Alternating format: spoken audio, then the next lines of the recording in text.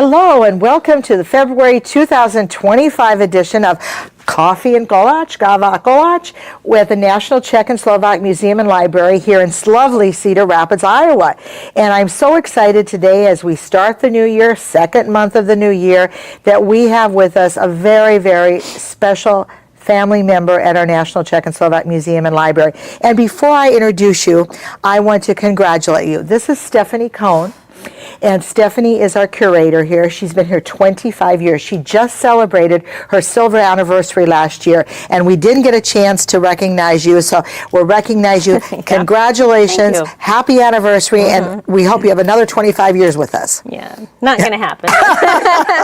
Well, we'll keep positive. Aging is a new paradigm now. Yes, so. That's true. That's true. So welcome, and as we start the new year, last month in January, we gave you an overview of what's happening at the National Czech and Slovak Museum and Library, and now we're going to talk about one of the three pillars and what's happening in 2025. As you know, the three pillars of our museum are exhibits, education, and library.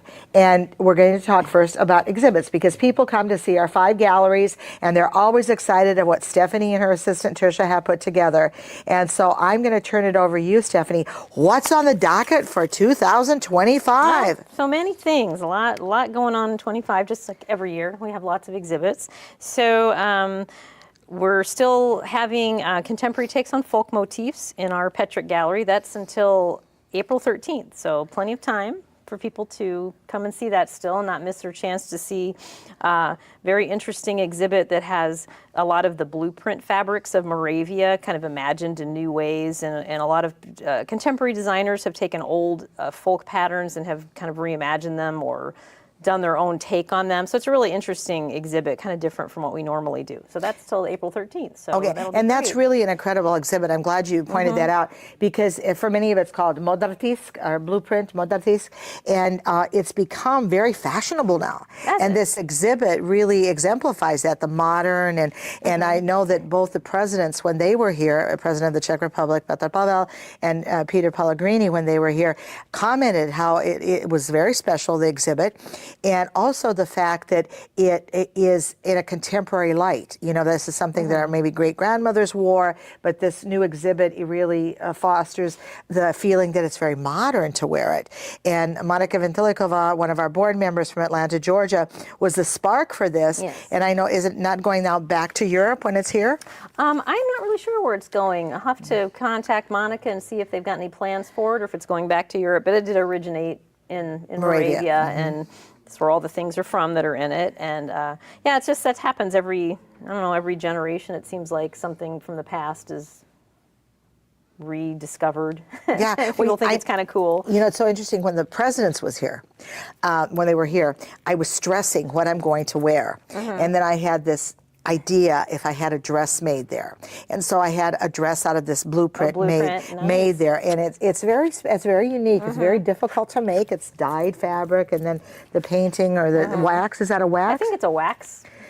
Almost like a batik. Yeah. I think that's how it's made. And it's very, very special. So, well, great. And I know that in our museum store here, if any of you ever are visiting or you want to order online, we have a lot of this blueprint and a lot of different little napkins, tablecloths, placemats from this blueprint. And it's really unique. It's very unique. Yeah. So it's still in the Petrick Gallery. Here. Still April 13th, you have that.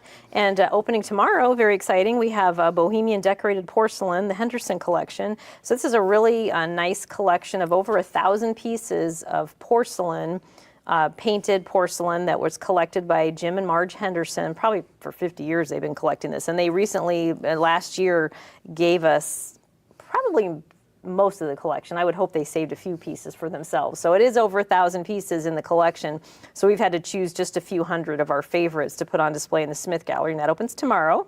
That will be up until May 26th. That's Memorial Day. So you have a couple months to see that. And is it true that they have a book about their... Yes, 2 books. Jim Henderson wrote 2 books. One is called I think Bohemian Decorated Porcelain, and then the other one is Royal Austria Porcelain, because as you remember, the borders were changing a lot, and at the time, a lot of these, what they call potteries, these porcelain factories were created. It was part of the Austro-Hungarian Empire. There wasn't any Czechoslovakia yet, so a lot of the porcelain is stamped Austria, because that would have been the country of origin at that time, so it might be confusing to people, but they actually were made in these porcelain factories in the Karlovy Vary, Teplitz region, the kind of the region of current-day Czech Republic that borders current-day Germany. So that's kind of where that comes from. So you might think, oh, this is Austrian, but no, it's actually Bohemian or Czech decorated porcelain. And this was imported all over the world and highly collectible. And it's really interesting, like learning the history of porcelain, and that when porcelain was first discovered by the Chinese, it was a carefully guarded secret, and Marco Polo brought porcelain to Europe and everybody went crazy over it, but you could only get it from China. And then in the late 1700s, finally the Germans figured out how to make porcelain, and that was the Meissen, the very famous Meissen factory. So for several centuries, you could only get porcelain from China, and then the Europeans figured out the key. They broke the code and figured out the key, and because the certain type of clays that are needed to make fine porcelain are very abundant in that part of present-day Czech Republic, that's why there's so many pottery factories there, making all kinds of ceramics, not just porcelain. So it's been really interesting to learn the differences between different types of porcelain, but this is all porcelain in this exhibit. It isn't pottery or ceramics per se. It's the actual true fine white porcelain that's been painted. It's an incredible collection, and I think, thanks for sharing that history, because I think it's so important. And I want to give a special shout out to the Hendersons, because they are a perfect example of how their legacy will live on through this donation.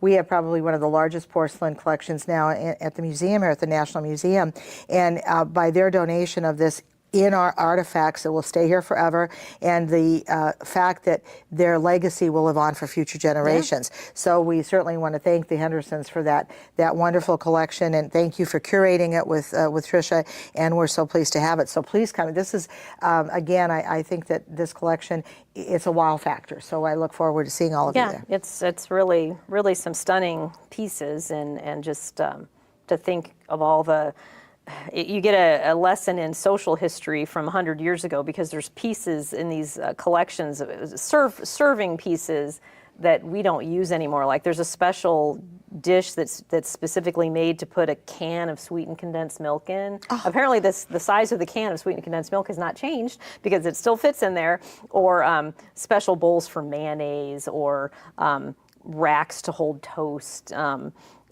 Just kind of the kind of things that we found a special plate with a lid for, it's a pancake dish. I mean, specifically for pancakes. So, it's very, we don't entertain like that anymore, I guess, where we're going to have all these different serving pieces that have a very specific meaning to it. So that's been kind of fun. And then this summer, we're actually having a really exciting exhibit for us, and it's called The Amazing Castle. And we're borrowing that from the Minnesota Children's Museum, and this is meant for young children. So it's an immersive exhibit that has a lot of built environments meant for children to kind of play and explore and learn about medieval life. So it isn't specifically Czech, but it is about medieval European castles. So we felt like that was, there's lots of castles in the Czech lands and in Slovakia, so why couldn't we have this exhibit? So it's going to be kind of a new audience for us. We haven't really tried to target to the small children, so we're really going to need to reach parents and grandparents who have probably children under 10 is probably who's going to be most interested in this exhibit. And there's different sections. They can build castle walls, they can go into the castle kitchen and the castle garden, they can try to awaken the sleeping dragon. So a lot of fun fantasy medieval kind of activities will be going on. And that's really an interesting segue, though, into what we teach our children, because, for example, the Czech Republic has over 2,000 castles, and together the Czech and Slovak republics have some of the highest density numbers of castles of all of Europe in terms of, and I think the highest is probably, I want to say, either Scotland or Wales. One of those has more per capita, but the Czech lands and Slovakia have a lot. So what a great way for parents and grandparents to teach them about, the different Český Krumlov or spis, in Slovakia, to teach them about the castles, because castles are a big part of our culture as Czechs and Slovaks. So I think this is a really exciting exhibit. Yeah, and like I said, new for us, and so that'll be here all summer, May 10th to September 7th. And September 7th is probably Labor Day. I'm not sure. I have to look at the calendar. So this is a summer exhibit. Hope to really get some young people here. So that'll be fun to have little kids here playing. That's great. And kind of across the hall from that, kind of complementing that exhibit, will be our big exhibit this summer is Spotlight on Slovakia. So we're really excited to bring our own items. These aren't things that we're borrowing from anybody else. It's our own Slovak collection. We're really just going to highlight it, called Spotlight on Slovakia. So we have so many beautiful textiles, wooden items, musical instruments, pottery, just anything we can find in our collection that's Slovak, we're going to look at and determine how we can best put it on display and just kind of really showcase. And it kind of will go a little bit hand in hand with one of our, I'll segue a little bit into our traveling exhibits. We make some panel exhibits that can travel to other places. And one of them is called Hello Slovakia, and that's kind of all about Slovakia. So we're really wanting to make sure that we kind of delve into Slovakia, and we've done a lot of Moravia. We'll do Bohemia in the future, just kind of really drill down and see what's in our collection and how can we really show people what this culture and history is like from these regions. And that's so important, and thanks for doing that, Stephanie, because I think, after we, first we were the Austrian-Hungarian Empire, then we, became, in 1918, Czechoslovakia, and then after all the horrible wars and that, we, split, and then we came back together as Czechoslovakia, and then in 1993, this wonderful democracy, brought us to the Czech Republic and the Slovak Republic, or Czechia and Slovakia, whatever you'd like to call each of the countries. But I think that what you're doing, like you said, we've spotlighted, Bohemia and Moravia, and we continually are bringing that to the forth to our audiences, because I tend to sometimes feel that people still call us Czechoslovakia. They still think we're Czech, and although we love each other, we're brothers and sisters, we are the Czech Republic, made up of Moravia too. I mean, Moravia could probably, but it's the Bohemia, Moravia together, Czech Republic, and then of course Slovakia. So it's really nice that you're doing that, because it kind of gives people a context for the 21st century and who these two countries are. That are really, I'm very proud of both of them, because they complement each other, and some of our traditions are very different. Yeah. In terms of, Slovaks like halušky, and we like a different, maybe, well, they both like roast pork sauerkraut dumplings, but halušky is very Slovak, brinzovi halušky, and the Czechs have their own, food likes, and Czechs drink more beer than the Slovaks, those kinds of things.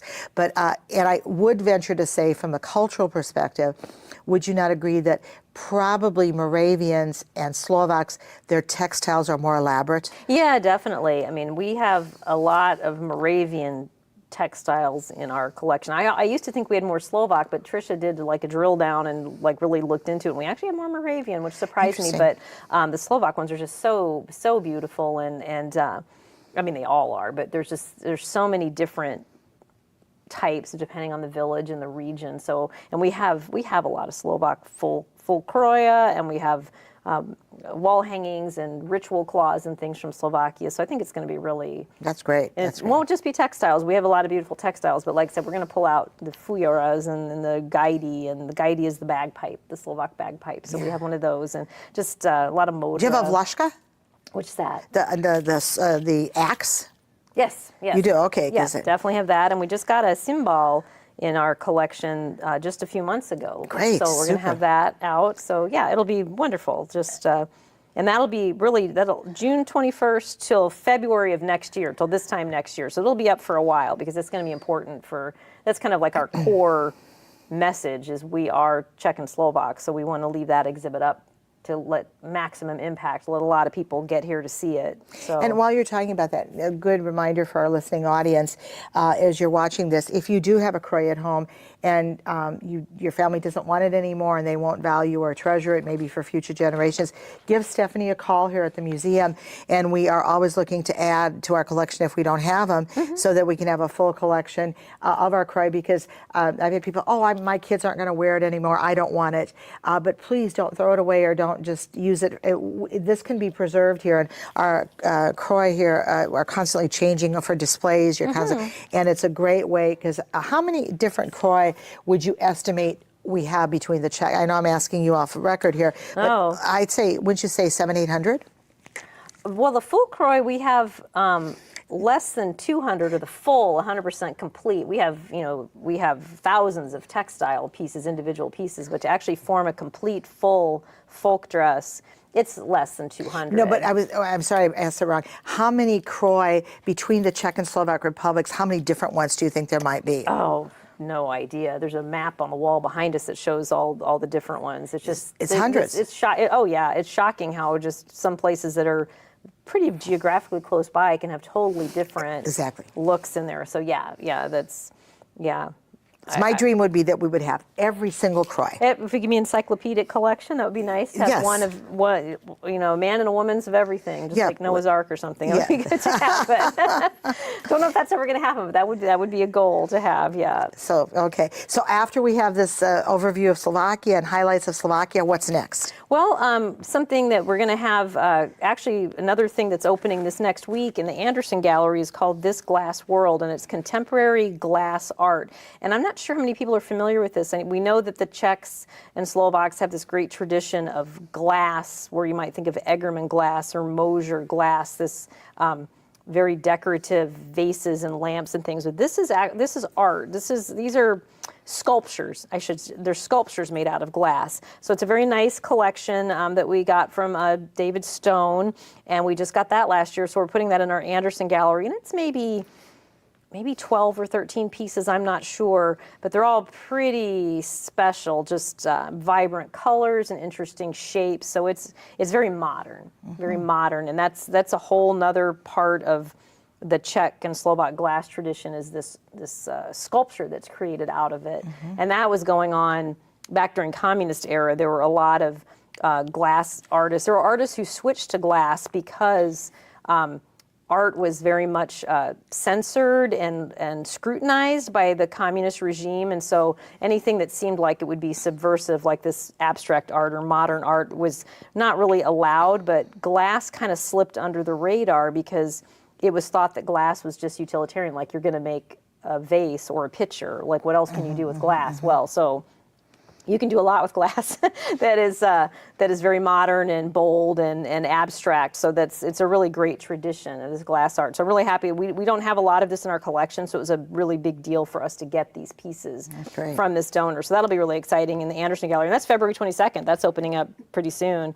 And that'll be up until July. So you'll have a few months to see that.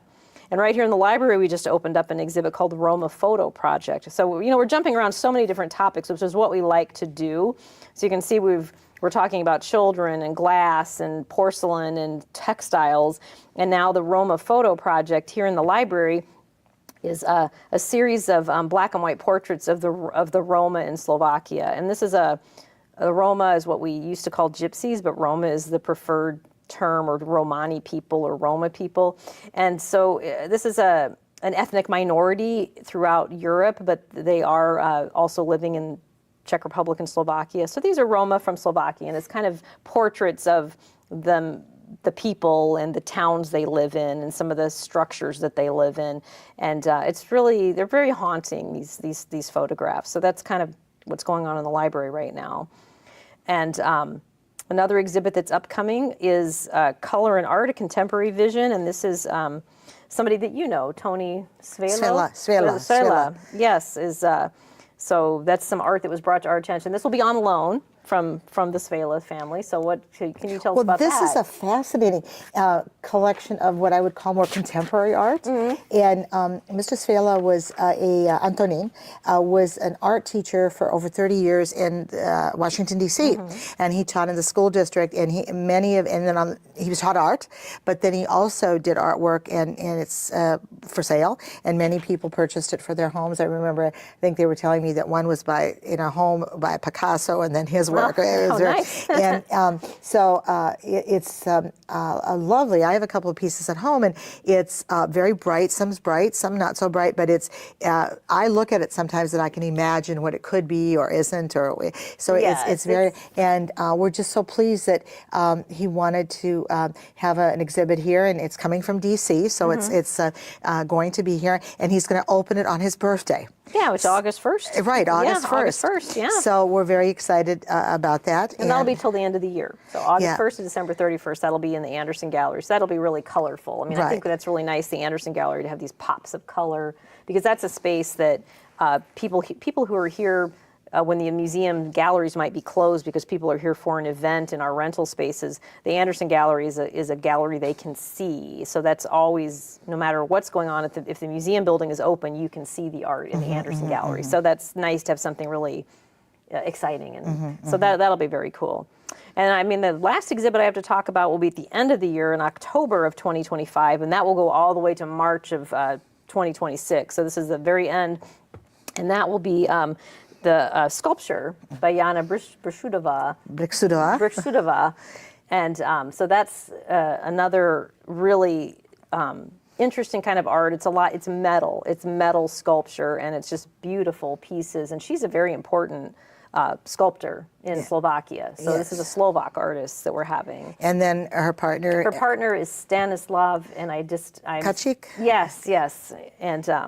And his work as well. He also deals in metal art. So they often exhibit together. So that will be, the two of them will have showcasing their art in the Petrick Gallery, so our big gallery. And Jana's pieces are some very big and some very small, but what's unique about her is she does all of the statues for the Women of the Year in Slovakia. Like the awards. And they're beautiful. Very wonderful award to get if you got one of her sculptures. Oh, they're beautiful, and she uses bronze in so many creative ways, and she adds a tint of aqua to it, and it's amazing. It's breathtaking. And again, she'll be bringing a variety of large and small pieces. Yeah.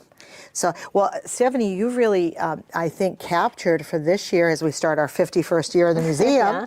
I was thinking as you were talking, you've captured who we are in our mission. We tell the American story, the Slovak story, the Czech story, but underneath all of that is we are the only national museum in the country.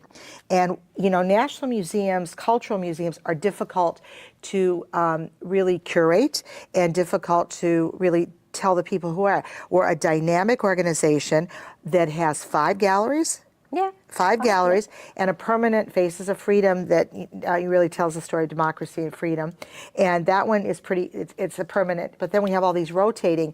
And what you did this year, as I was listening to, is we are a cultural museum, we're an art museum, we're a children's museum, we're a history museum. And that's the challenge in a museum like ours, that we have to really bring to light our heritage through all those mediums. Yeah. And I think this year, in our 51st year, you've captured it, because you've got art, you've got children, you've got a little bit of history, you've got some really beautiful, beautiful art pieces for the art and culture.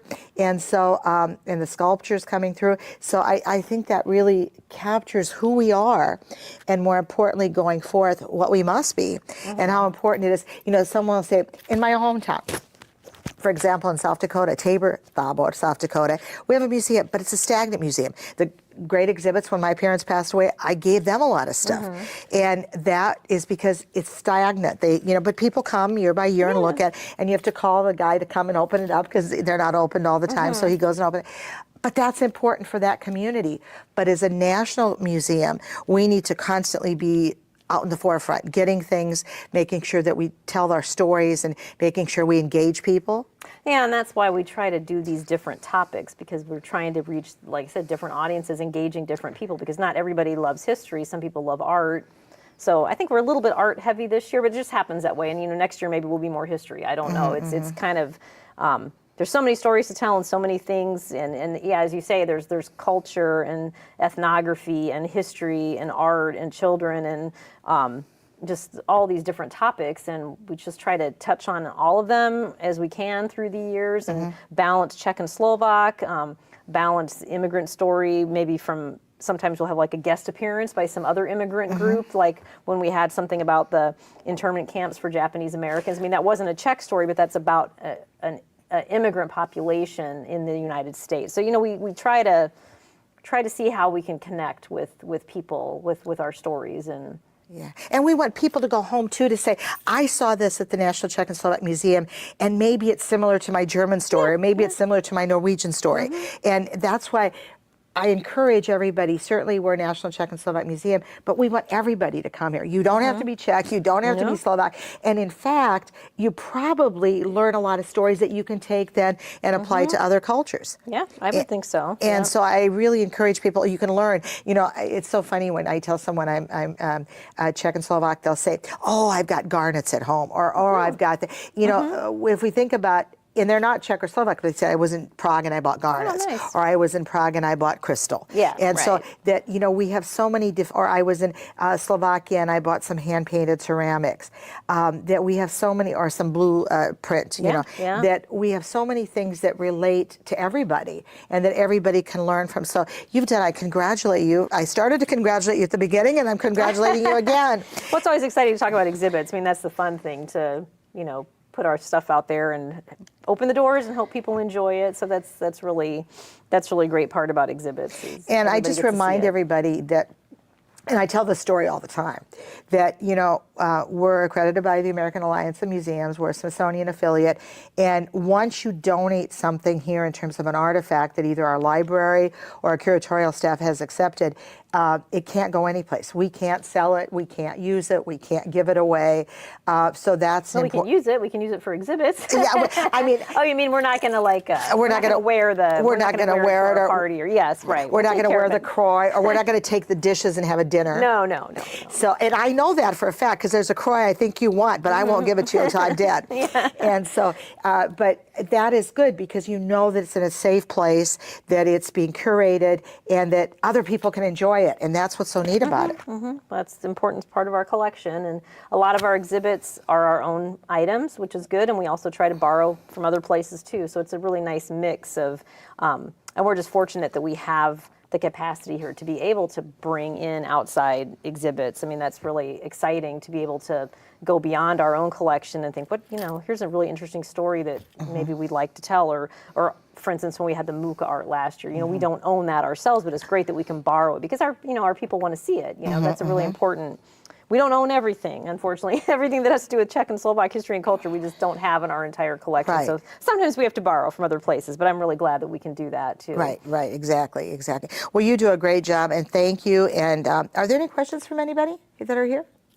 Okay, well, again, great year. Can't wait to, we're already into it. We're opening up some new exhibits this month already. Yeah. And so whether you're in Cedar Rapids or nearby, come and see us, or come and see us specially, because we're a great community to do other things in. Come to the museum, and then you can go wherever you want in Cedar Rapids and enjoy the city, and Czech food and Slovak food, mainly goulash in some restaurants. Yeah, goulash. And then we have kolaches, and so that's all good. We have kolaches here even at the museum. So any last words, Stephanie? Oh, just hope you can come. I hope everybody can really make the trip and come to see these exhibits. And you can always check the website, and it'll kind of remind you of when these things will be open, because all these ones I talked about, of course, won't be at the same time. They're going to close and new ones will open. So check the website or give us a call if you want to really know what's going to be on display when you visit, and we'll be happy to tell you. And this being February, thank you. Happy Valentine's Day to everybody. And I just want to remind everybody of 3 very special events. This month on February 19th, we're going to have a love concert. It'll be after St. Valentine's Day, but this is going to be really special. Srdcovka, which is a band from Slovakia, a 6-piece band. They're playing in New Jersey, and they're coming here, and that's all they're going to play in 2 spots. So on the 19th of February, come to the museum. Concert starts at 7, and when you get the tickets, you're going to get a glass of wine, you're going to get a little snack, 2 klebičky and some kolache, so you'll be able to have dinner and listen to this wonderful band. They play contemporary, modern, as well as folk music. And then I want to remind you on March 7th. March 7th is historic for us because Petr Janda, often compared to being the Mick Jagger of Czechoslovakia, will be in the United States for his last concert here at the museum. We've always wanted him to come. He was the director of Olympic, which was a really great rock band, and he's going to, on his last tour, he's coming here finally to the National Museum. So that's March 7th. So mark that on your calendar. It's on the website. It's a month from now. I know, a month from, yes. Yeah. And then on April 16th, huge event. Day after taxes, we're going to celebrate. The great Jan Smigmator and Emil Wikletsky. And many of you know Emil. He's been here. He's a pianist, a jazz pianist. But Jan Smigmator is the #1 jazz singer in the Czech Republic. Last year, he performed at Carnegie Hall, and 420 people flew in from the Czech Republic to hear him at Carnegie Hall, so that tells you what kind of following, and he's coming here. So that's going to be on April 16th, so celebrate Day After Taxes with us, and then see the exhibits, come early and see the exhibits. So once again, happy Valentine's Day. We'll see you often, and no matter where you're from across the United States, please come and see us.